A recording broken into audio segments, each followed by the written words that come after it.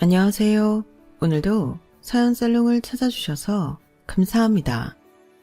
저는 60평생을 살면서 남들한테 얼굴 한번 붉혀본 적이 없었어요. 어린 시절을 객식구들과 함께 지냈던 게 일상이 되어나서 그냥 내가 조금 참고 넘어가면 서로 웃는 얼굴로 함께 지낼 수 있을 거라고 생각해 왔거든요. 그런데 세상 일이 내 마음 같지만은 않더라고요. 다른 사람도 아닌 내 아들이 죽고 못 산다는 내 며느리한테 불같이 화를 내게 될 줄 누가 알았겠어요. 하지만 사과를 할 생각은 추워도 없어요. 아니, 오히려 사과를 받고 싶은 심정이랍니다. 오죽하면 며느리라면 꿈뻑 죽던 우리 집 양반도 너무 화가 나서 며느리는 물론 아들 녀석과도 연을 끊겠다고 나섰겠어요.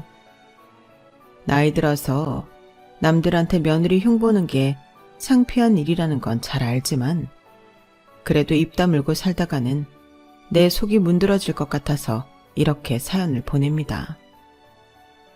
제 친정 아버지는 교회 목사님이셨어요. 큰 교회는 아니고 요즘으로 치면 개척교회 규모의 작은 교회 목사님이셔서 친정 어머니가 고생을 많이 하셨어요. 결혼 전까지 손에 물 한 방울 묻히지 않고 살아온 부잣집 딸이었던 친정어머니는 목사 남편 때문에 팔자에 없는 부엌대기 노릇을 하셨어요. 저희 아버지는 우리 식구 먹고 사는 걸로도 모자라 불쌍한 사람들만 보면 교회로 데려와서는 밥도 먹이고 잠도 재우고 하셨거든요. 사실 교회 살림이 그리 넉넉하지 않아서 우리 5 식구 먹고 사는 것도 빠듯했는데 말이죠. 하루가 멀다 하고 아버지가 군 식구까지 데려오니 살림을 살아야 하는 어머니 입장에선 걱정이 이만저만이 아니었어요. 시집 올 때 친정에서 가져온 장신구며 금부치는 이미 다 팔았은 지 오래고 이웃집 바느질감이며 잔치집 품팔이까지 해가며 돈 되는 일이라면 뭐든 하셨어요. 그 곱던 손은 마르고 갈라져서 수세미보다 더 거칠어졌지만 어머니는 한 번도 불평하시거나 인상을 찌푸리신 적이 없어요. 오히려 자식들한테 늘 이렇게 말씀하셨죠. 사람은 자고로 인사를 잘해야 해. 동네 어르신들 뵈면 깍듯하게 인사하고 무거운 짐 들고 계시면 얼른 들어드리고 다들 교회 살림에 얼마나 도움을 주시니 고마운 분들이니까 예의 바르게 행동해. 친구들하고도 싸우지 말고. 내가 조금만 참으면 되는데 그걸 안 하려고 하니까 싸움이 나는 거야. 알겠지? 제가 사람들한테 화를 잘 내지 못하는 성격이 된 것도 이런 어머니 밑에서 자라 그런지도 모르겠네요. 교회 신도가 늘고 살림이 전보다 나아진다 싶으면 아버지는 어김없이 군 식구들을 집에 들이셨어요. 부모 잃은 고아들을 데려다 저희 형제들과 함께 키우셨거든요. 한솥밥 먹고 살부비고 살면 그게 가족인 거야. 어려운 시절이지만 우리 모두가 똘똘 뭉친다면 배고픔쯤이야 이겨낼 수 있어. 그러니 눈치 보지 말고 눈치 주지도 말고 우린 한 가족이다 생각하고 살자꾸나. 쌀이 떨어져서 당장 다음 끼니가 걱정인데도 아버지는 조금도 걱정하는 기색이 없었어요. 애가 타는 건 어머니와 자식들 뿐이었죠. 그런데 참 신기하죠. 매번 쌀이 떨어질 때면 도움의 손길이 늘어서 어떻게든 고비를 넘게 되는 거예요. 아버지는 이 모든 공을 하나님께 돌렸지만 어린 제 눈에는 이 모든 게 어머니 덕으로 보였어요.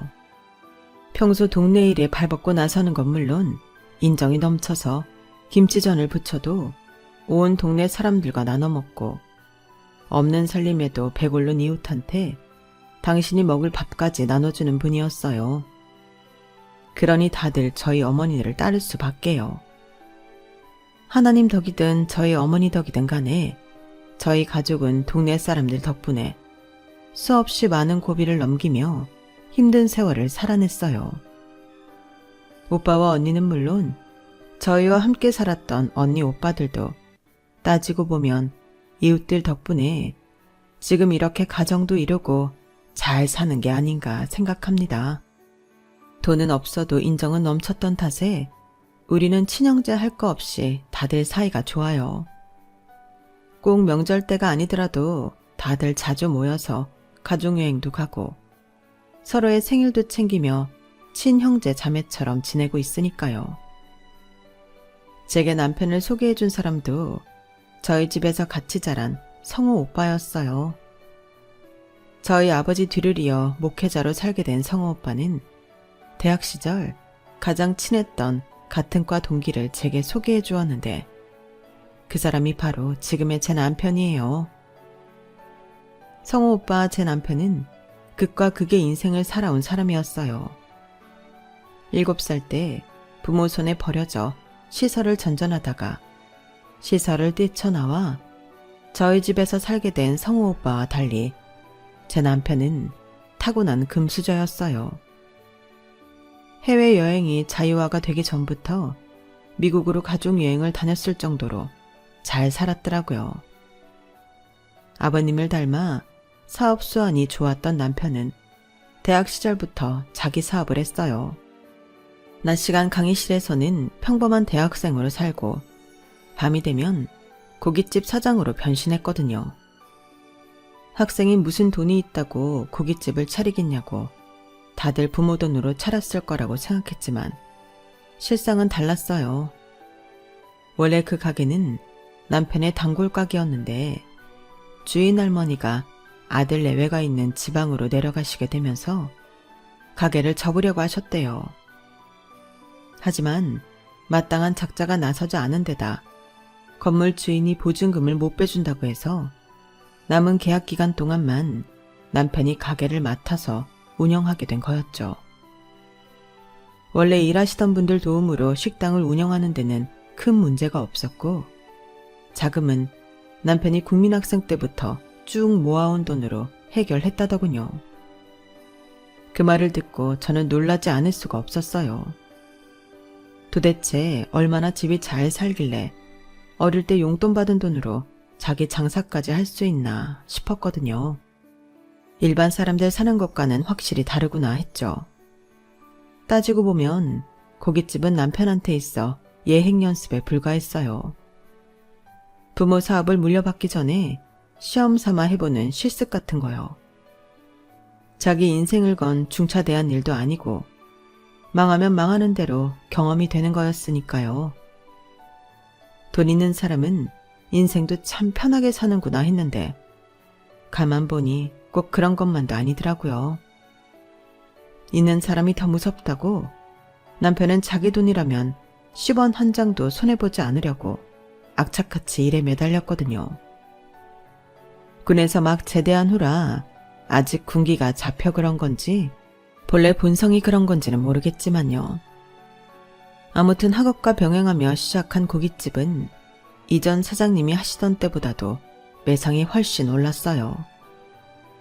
가게 앞에 손님이 줄을 지어 있을 정도로요. 매상이 오르는 데는 별다른 이유가 있었던 건 아니었어요. 메뉴도 그대로고 맛도 가격도 그대로였거든요. 달라진 거라고는 그저 테이블 위치와 가게 앞에 놓인 대기 의자와 순번표뿐이었어요. 전에는 먼저 온 사람과 나중에 온 사람이 뒤섞여서 싸움이 벌어지기도 하고 입구가 복잡해서 안쪽 테이블이 비었는데도 가게가 꽉 찬 줄 알고 발길을 돌리는 손님이 있었던 걸 해결한 거였죠. 게다가 가게 앞에 순변포를 들고 서 있는 사람들이 있으니 그거대로 홍보가 되기도 했어요. 1년 반가량 남편이 가게를 맡아 하면서 매출이 엄청 뛰어오르자 웃돈을 주고 가게로 들어오겠다는 사람들이 늘어났고 덕분에 제 남편을 믿고 가게를 맡겼던 원래 고깃집 사장님은 한몫 제대로 잡고 가게를 팔 수 있었어요. 나 같으면 잘 되는 가게 내가 직접 인수해서 할 텐데 남편은 그러지 않더라고요. 난 이거 아니어도 먹고 살아요. 내가 얼마나 해낼 수 있나 그게 궁금했던 거지. 이걸로 승부를 내보겠다고 시작한 게 아니니까. 왜요? 내가 정임씨 굶길까봐 걱정돼서 그래요? 그런 거면 걱정 말아요. 나요, 절대 내 식구들은 안 굶겨요.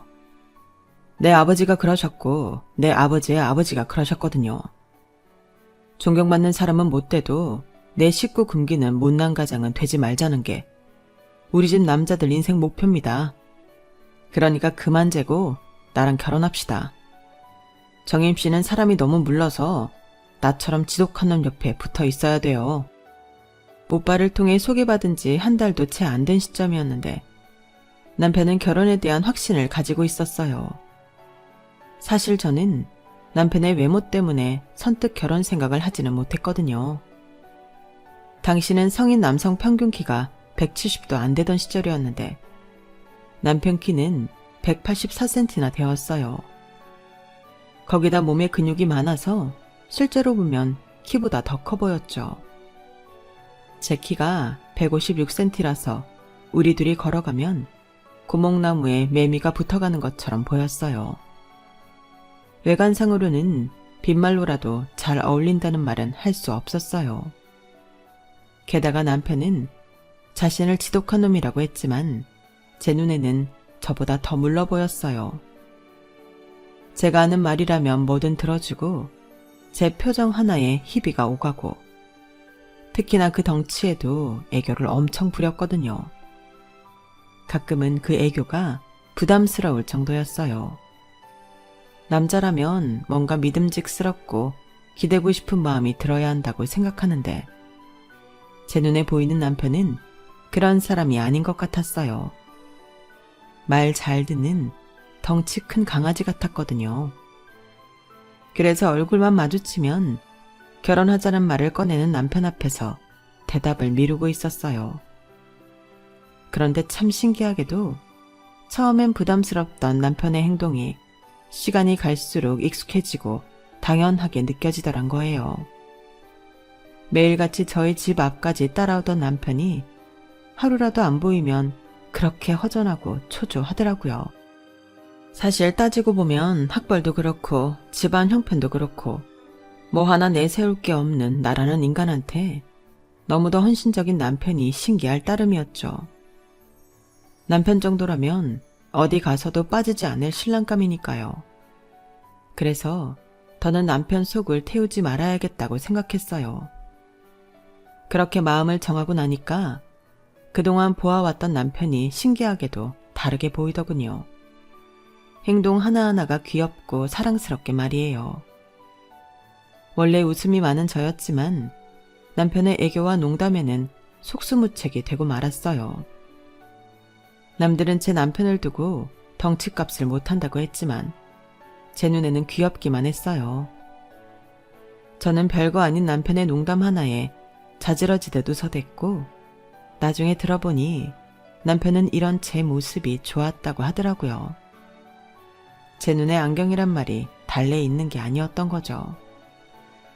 그렇게 서로 죽고 못 사는 관계가 되자 더 시간을 끌 필요가 없다는 생각이 들어서 소개를 받은 지 반년도 안 돼서 우리는 결혼을 하게 되었어요. 저희 집이야 반대할 사람이 없었지만 시댁은 우리 집과는 사정이 다르잖아요.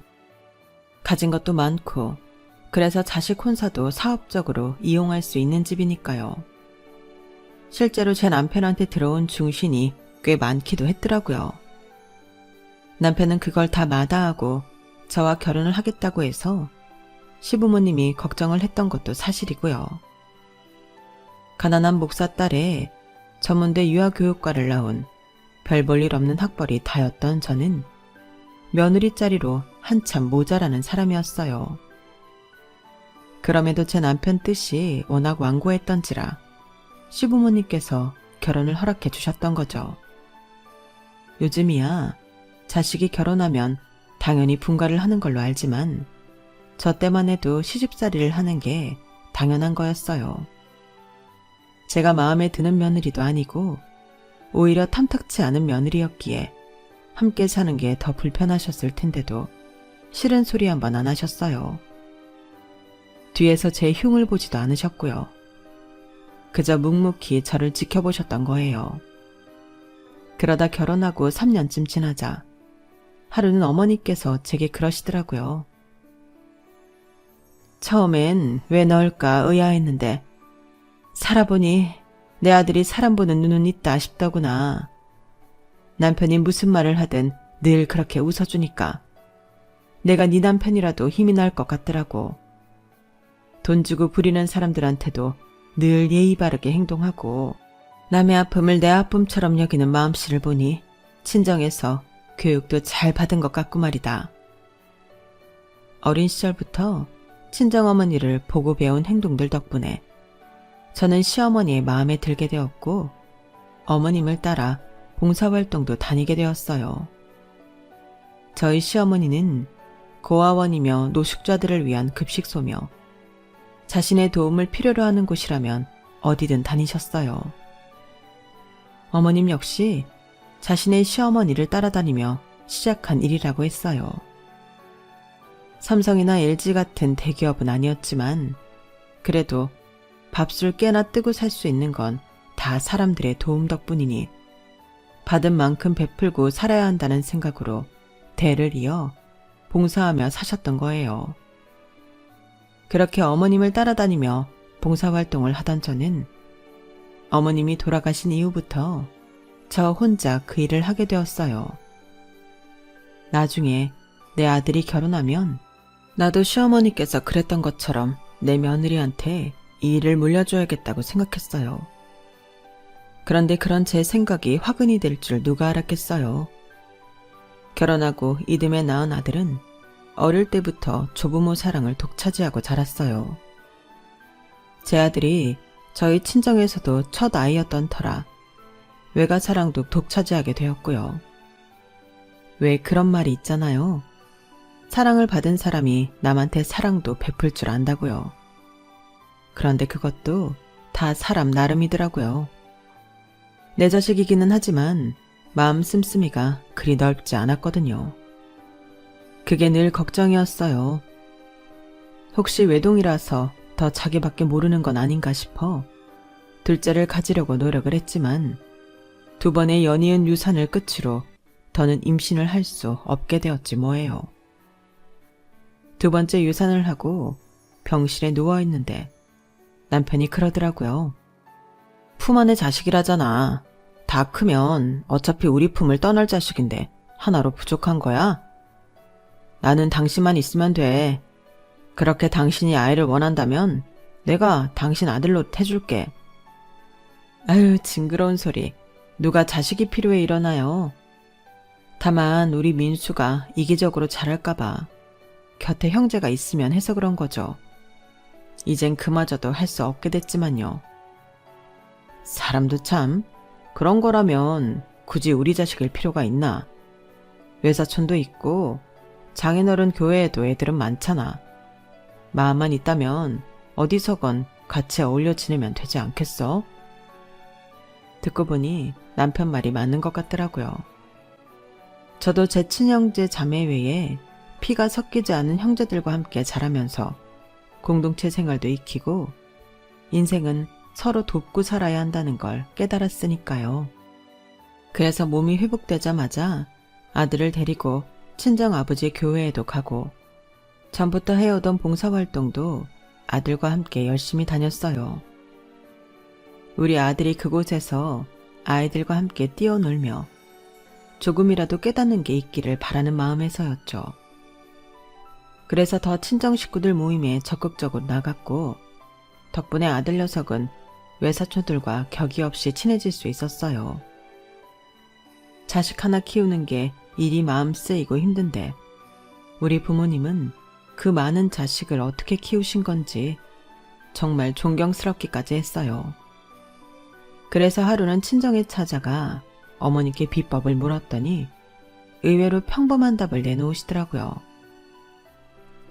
자식을 품 안에 가두고 안달한다고 잘 크는 게 아니야.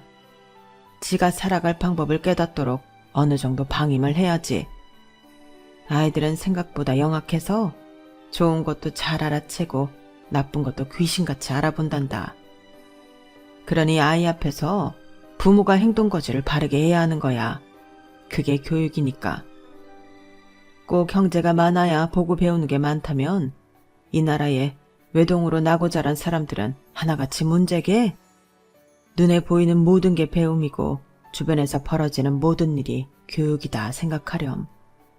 부모는 그저 아이가 자라는 모습을 지켜보다가 아이가 잘못된 방향으로 가려고 하면 그때 길을 바로 잡아주면 되는 거야. 그거면 충분해. 친정어머니는 자식은 부모의 등을 보고 자란다는 말처럼 자식 앞에서 바르게 살아가는 부모의 모습을 보이라고 하셨어요. 그게 바로 교육이라고요. 제가 어머니를 보고 배운 것처럼 말이죠. 그 말을 들으니 어깨가 무거워지면서도 한편으로는 해답을 찾은 것처럼 속이 시원하더군요. 친정어머니 말씀대로 마음을 비우고 나니 되려 아이가 스스로 성장해 나가는 모습이 보여서 마음이 놓이기도 했어요.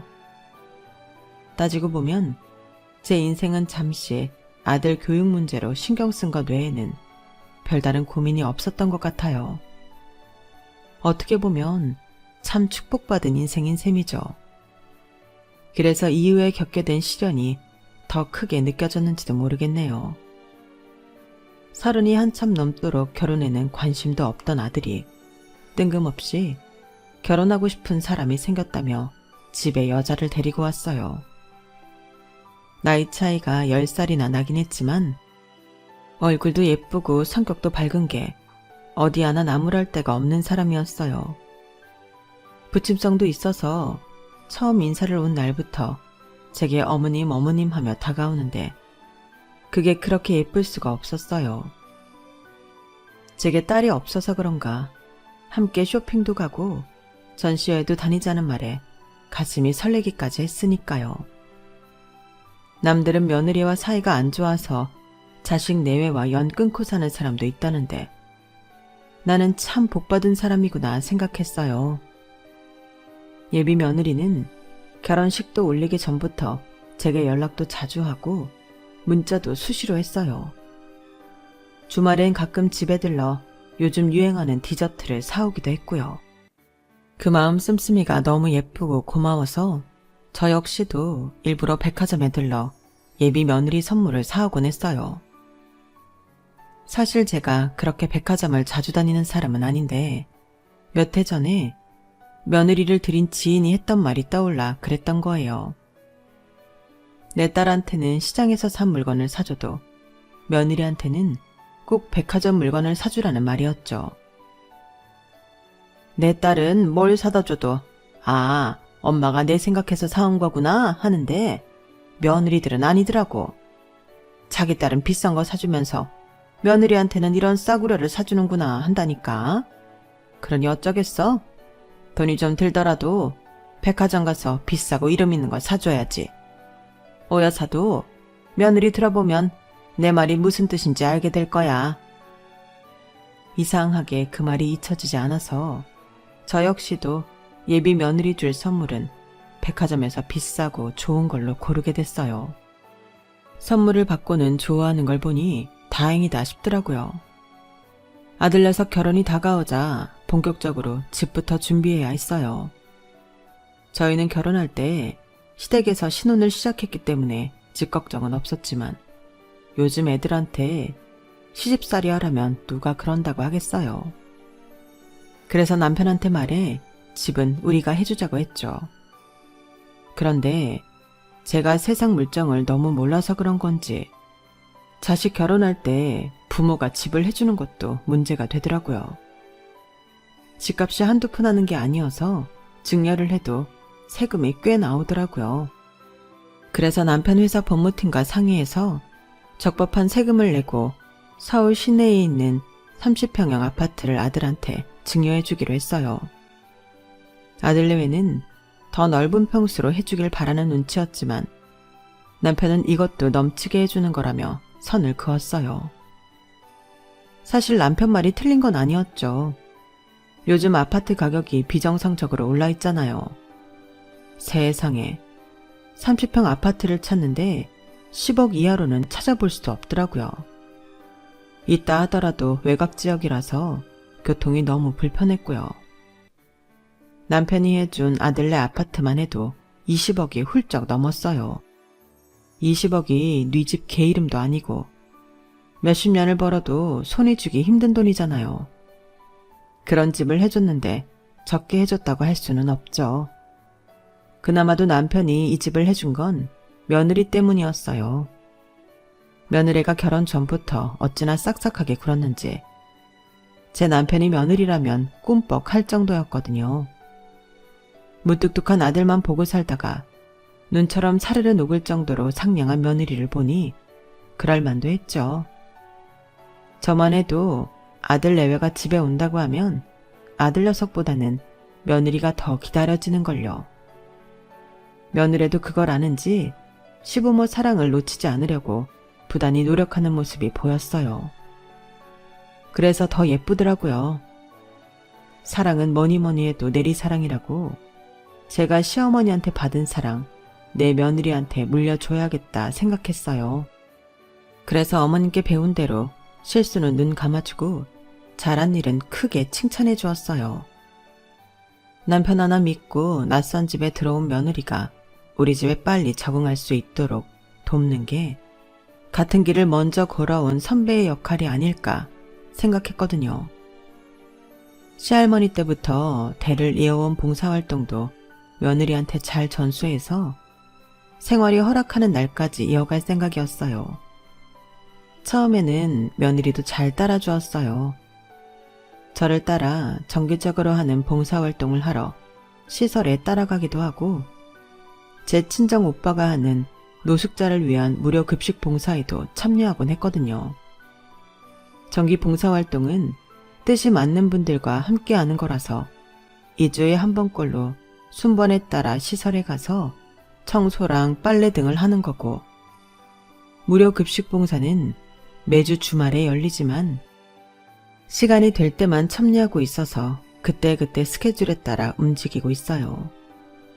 물론 그 외에도 시설에서 열리는 행사에 참여하는 일도 있지만 그건 아직 며느리한테 알리지 않은 채 저 혼자 참석하고 있고요.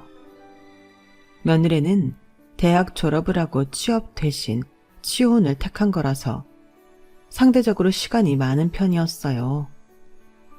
신혼 초에는 심심하다고 시어머니인 제게 놀아달라고 전화할 정도였어요.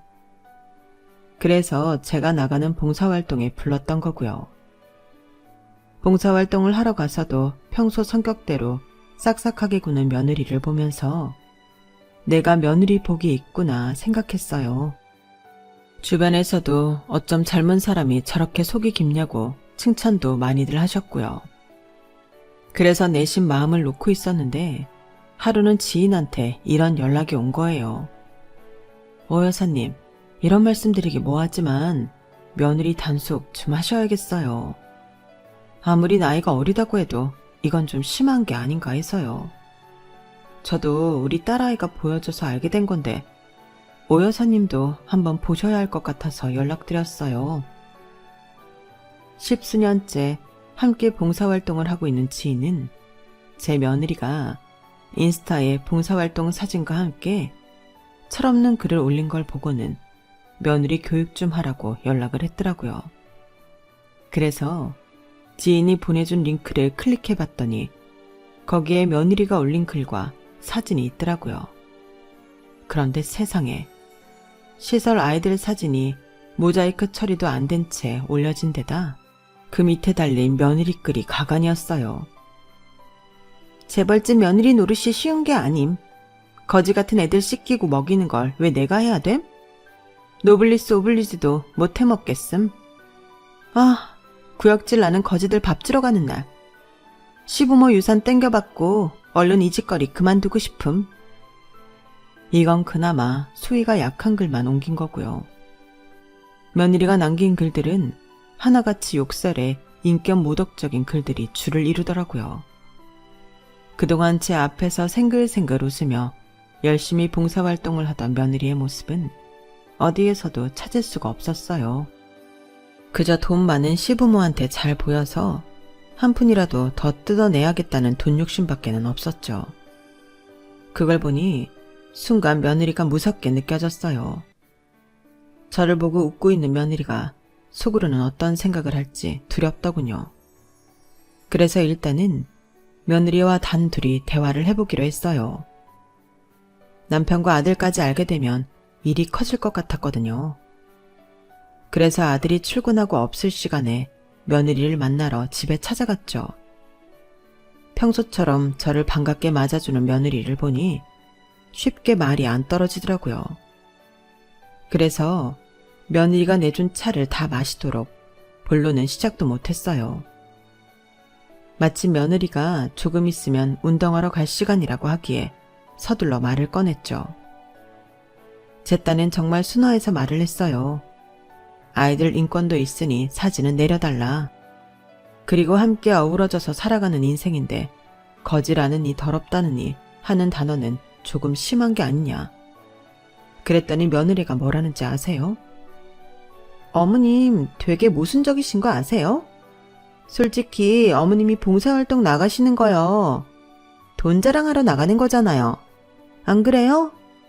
시설에 있는 사람들이 어머니가 반가워서 웃어주는 거 아니에요. 어머니가 주고 가는 돈이 아쉬워서 그런 거지. 어머님도 그거 알잖아요. 그런데도 굳이 돈 주면 끝날 일을 직접 가서 일손 돕는다느니 하면서 얼굴 비추는 건 내가 돈 냈으니 생색 좀 내겠다 이 뜻 아닌가요? 있는 집 사모님들은 다들 그러고 사는 거 저도 다 아는데 설마 아니라고 발뺌하시는 거 아니죠? 어머님 눈에도 그 사람들이 구질구질하고 더럽잖아요. 저만 그렇게 생각하는 거 아닐 텐데 왜 저한테만 뭐라고 하세요? 솔직히 대놓고 말하는 제가 속에 숨기고 사는 어머님보다 나은 거 아닌가요? 예, 누가 그런 생각을 한다고 그러니? 나도 그렇고 그 모임에 나오는 사람들 누구 하나 너처럼 특권의식 가지고 오는 사람 없어. 너처럼 봉사활동한 거 사진까지 찍어서 자랑하는 사람도 없고 그 정도 일했다고 생색내는 사람도 없단 말이다. 도대체 어디서부터 너를 교육해야 할지 모르겠구나. 봉사활동이 자기 만족이라는 거엔 반박 안 한다. 하지만 내가 조금 더 가지고 있다고 해서 내 도움을 받는 사람을 무시하는 건 절대 안 돼. 그런 생각을 하고 있다면 봉사활동 안 해도 된다. 결국 며느리는 그동안 저와 함께하던 봉사활동을 그만두기로 했어요. 설령 잘못을 뉘우치고 나가겠다고 해도 이미 회원들이 이번 일을 알고 있기 때문에 고운 시선으로 안 볼 것 같아서 그만두는 게 낫겠다는 결론을 내린 거였죠. 이번 일로 며느리한테 실망하긴 했지만 그래도 아직 나이가 어려서 철이 없어서 그런 거라고 믿으려 했어요. 그런데 제가 잘못 생각하고 있던 거더라고요. 하루는 아들 녀석이랑 통화를 하다가 엄마가 해주는 김치를 먹고 싶다는 말에 들떠서 김치통을 들고 아들네 집으로 향했어요. 물론 가기 전에 며느리한테 연락도 해주었죠. 그래서 양손 가득 김치통을 들고 힘겹게 초인종을 눌렀는데 며느리가 별 말도 없이 주차장 출입문을 열어주더라고요. 거기까지는 그러려니 했어요. 엘리베이터를 타고 현관문 앞까지 가서 벨을 눌렀는데 한참이 지나도 문을 안 열어주는 거예요. 양손 가득 무거운 김치통을 들고 있어서 그 몇 분이 그렇게나 길게 느껴지더라고요. 그런데 그때 인터폰 너머로 며느리 목소리가 들리는 거예요. 어머님, 가져오신 그거 김치죠? 저 더러워서 그런 거 못 먹으니까 그냥 가져가세요. 집에 냄새 배니까 문 못 열어드려요. 어머 얘, 그게 무슨 소리니? 더럽다니. 김치가 왜 더러워? 그리고 그깟 냄새 좀 밴다고? 시애미가 삼복더위에 양손 가득 김치까지 들고 왔는데 문전박대를 하는 거니? 이게 무슨 경우니? 그건 모르겠고요. 암튼 더러워서 싫으니까 가져오신 그대로 들고 돌아가세요.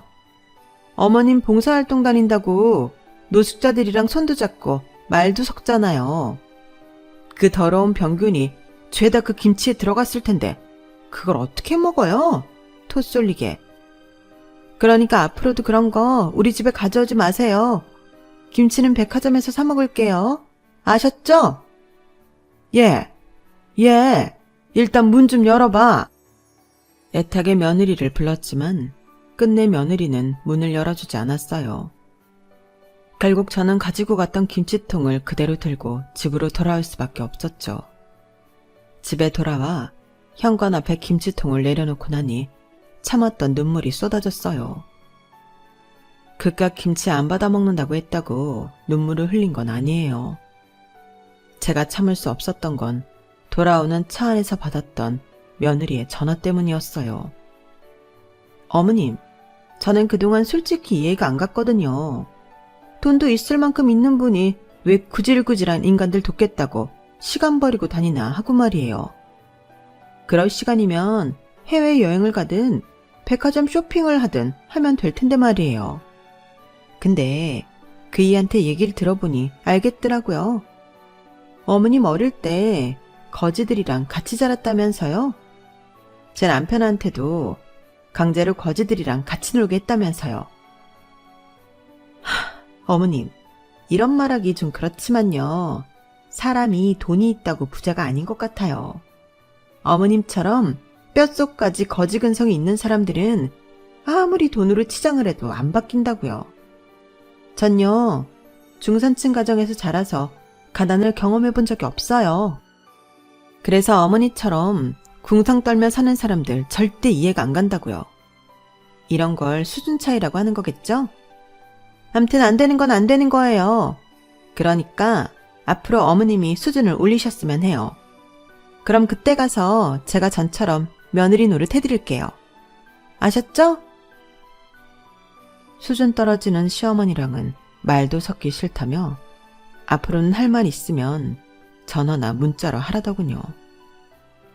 하긴 내 자식도 지부모 뜻을 몰라주는 판에 남의 자식이 내 속을 알아주길 바라는 건 무리겠죠. 그런데 왜 이렇게 서운하고 속이 상하는지 시간이 흐르는 것도 모른 채 현관에 주저앉아 한참을 울었네요. 하루 종일 무거운 김치통을 들고 종종거려서 그런가 양손은 벌겋게 부어서 바들바들 떨렸어요. 그 손을 보니 더 화가 나더라고요. 그런데 그때 남편이 회사에서 돌아온 거예요. 현관 앞에 주저앉아 울먹이는 저를 보더니 이 남자가 눈이 휙 돌아버린 거죠. 다짜고짜 누가 울린 거냐고 소리를 치는데 역시 내 편은 남편뿐이구나 생각했어요. 유치하긴 하지만 그래도 이유 불문하고 무조건 내 편을 들어주는 남편을 보니까 그제야 허기가 지더군요. 생각해보니 아침부터 김치 담고 어쩌고 하느라 아무것도 못 먹은 게 떠올랐어요. 그래서 남편과 함께 주방으로 김치통을 들고 들어와 찬밥에 김치를 올려 볼이 빵빵해지도록 먹었어요. 남편은 그런 저를 놀란 표정으로 바라보면서도 제 앞에 앉아 말없이 같이 먹어주었어요. 한참을 먹고 난 저는 남편한테 며느리와 있었던 일을 가감없이 전했어요. 불같은 성격의 남편은 웬일인지 조용히 얘기를 듣기만 하더니 잠깐 통화 좀 하고 오겠다며 서재로 들어갔어요. 그렇게 1시간쯤 지났을까요? 남편이 밝은 표정으로 거실로 나왔어요. 그리고는 제게 그러는 거예요. 여보, 무인도에 딱 하나만 가지고 갈 수 있다면 당신은 뭘 가지고 갈 거야? 난 말이지 생각하고 자시고 할 것도 없이 당신을 고를 거야. 자식, 회사, 돈 다 필요 없어. 나한텐 당신만 있으면 돼. 아까 김변이랑 통화했는데 내가 애들한테 증여해준 아파트 말이야. 아직 증여가 안 됐더라고. 애초에 아파트를 증여해줄 때 증여세는 니들이 벌어서 내라고 했거든. 그런데 이놈이 차일피일 미루면서 아직까지 세금을 안 냈다지 뭐야. 지놈이 그렇게 나오면 내가 대신 세금을 내줄 줄 알았던 모양인데 어림도 없지. 그러니 증여는 자동적으로 취소된 거지. 어쩌겠어. 지가 약속을 안 지켰으니 지 탓이지. 그나저나 그동안 무단으로 내 집에서 살았으니 월세는 얼마나 받아야 하나? 여보, 설마 며느리가 나한테 한 짓 때문에 그러는 거예요? 아니, 그런다고 자식한테 줬던 집을 뺏겠다고요? 제 말을 어떻게 들은 거야? 나는 단지 약속을 지키지 않은 놈한테 줬던 거 뺏어오는 것 뿐이야. 당신과는 아무 상관없는 일이라고. 그러니까 이번 일로 당신이 걱정할 일은 하나도 없단 얘기지. 만약 이 일로 애들이 당신한테 뭐라고 한다면 난 그놈 호적도 파버릴 수 있어. 내가 매번 말해왔지만 내 인생에서 가장 소중한 사람은 내 아내 오정임 씨뿐이라고. 남편은 극구 저와는 상관없는 일이라고 했지만 제가 남편을 모르나요? 제가 밖에서 무슨 일을 당하고 오면 어떻게든 저 대신 복수를 해준 사람인걸요. 제가 시장에서 그릇값을 덤튀기 쓰고 오면 그 가게에 찾아가 제가 덤튀기 쓴 돈만큼 되찾아오는 양반이니까요. 물론 저한테 생색은 안 내지만 그런다고 제가 모를 리 없죠. 결국 그날 밤 아들 내외는 저희 집으로 달려왔어요. 변호사를 통해 증여 취소 소식을 듣고 온 거였죠. 뼛속까지 사업가인 남편은 아들한테 조목조목 취소 사유를 설명했어요. 그러자 아들은 지금이라도 세금을 내겠다고 하더군요. 그럴 거 없다. 애초에 나는 니들한테 그 비싼 아파트를 줄 생각이 없었어. 네 엄마가 하도 증여해 주라고 해서 마지못해 해줬던 거지. 그런데 20억대 아파트를 공짜로 손에 넣으면서 세금조차도 처리할 생각을 않는다니. 이건 애초에 정신상태가 글러먹은 게 아니고 뭐겠니? 20억이면 평범한 직장인이 평생을 벌어야 하는 돈인데 그걸 우습게 하는 놈이라면 10원 한 장 줄 필요가 없다는 게 내 생각이다. 부모가 열심히 노력해서 번 돈을 쉽게 손에 넣을 수 있을 거라고 생각한다면 오산이야. 난 너한테 단 한 푼도 남겨주지 않을 거니까. 아버지, 그게 무슨 말씀이세요? 저한테 안 주면 누구한테 주시겠다는 거예요? 혹시 저 말고 밖에서 낳은 자식 있으세요? 뭐? 이놈이 어디서 그런 망발을 해? 내 인생의 여자는 네 엄마 한 사람뿐이다.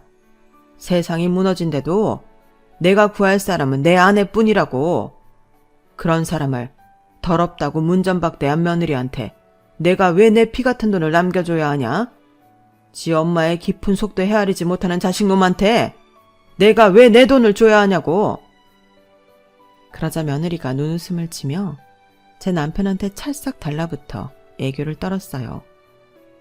에이, 아버님, 제가 또 언제 어머님한테 더럽다는 소리를 했다고 그러세요.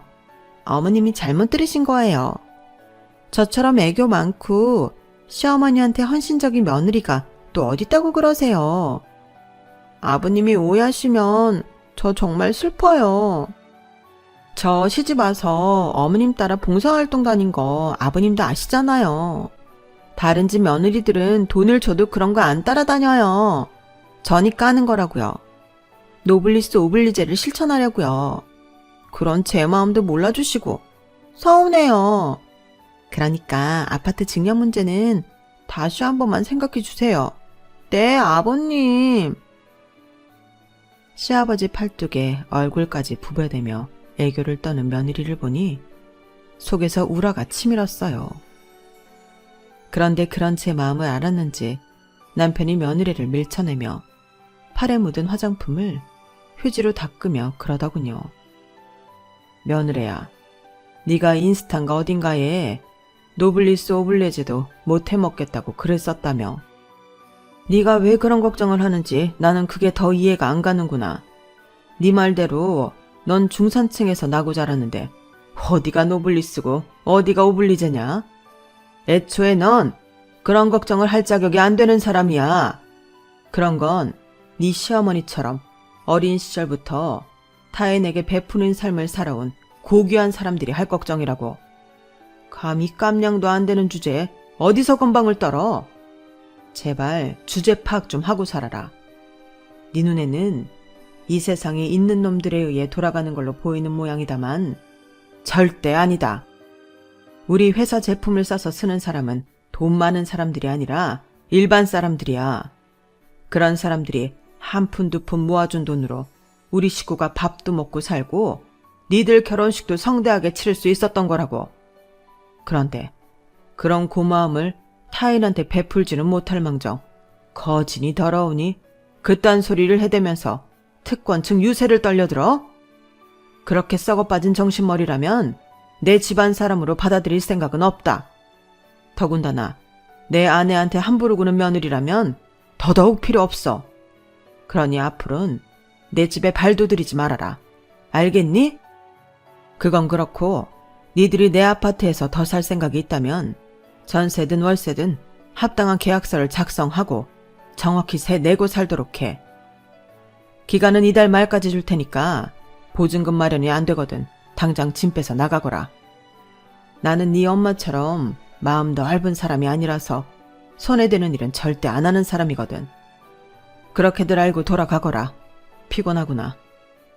여보, 김치통 드느라 부은 손 내가 얼음찜질 해줄 테니까 방에 들어가 있어요. 앞으론 되먹지 않은 것들한테 그런 거 싸다 나르지 말고 나한테만 해주라고. 알았어요? 남편은 아들 내외를 몰아내고 밤새 제 손에 얼음찜질을 해주었어요. 그리고 그달 말 아들 내외는 살 집을 구해 아파트를 나갔어요.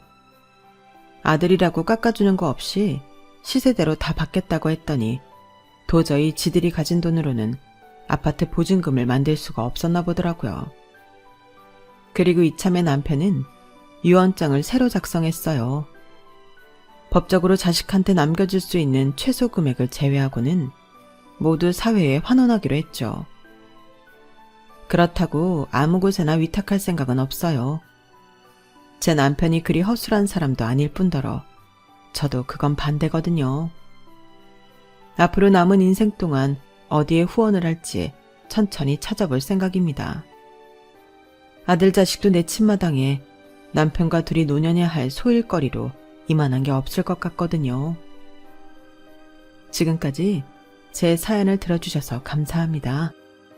인생을 살며 깨달아야 할 중요한 것들을 자식도 깨닫길 바라지만 안 되면 어쩔 수 없겠죠. 들어주신 모든 분들 앞으로의 삶에 복만 가득하기를 바랍니다. 건강하세요. 여러분, 사연 댓글에 응원과 현명한 조언 부탁드려요. 좋아요와 구독은 저에게 큰 힘이 됩니다. 오늘도 좋은 일 가득하세요.